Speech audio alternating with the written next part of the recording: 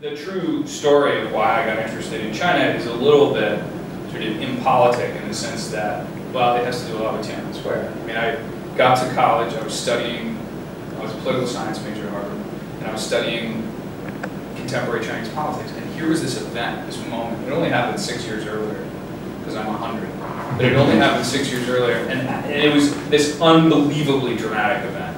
I mean, it was just a moment, it was so operatic and dramatic, and it happened to people, and it was all of the actors, all the people involved were people my age. And it was just this, it rescued Chinese history and Chinese politics from kind of, you know, blue and white vases and ancient people in robes. And it suddenly made it so vivid and so relatable. And I also instantly figured out if I'm going to do anything with China, I have to speak Chinese.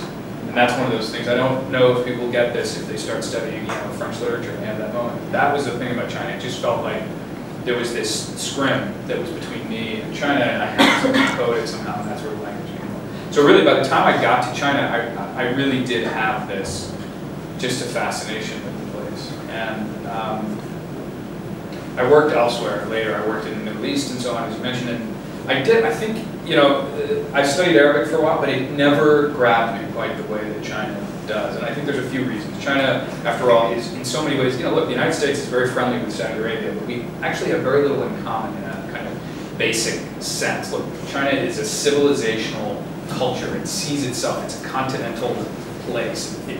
In many ways, it seems much more, I think it feels more familiar to us as Americans, the sense of ambition, the sense of kind of superiority, ultimately, that we are the center of the world. That's an American sensibility, and it's also a Chinese sensibility.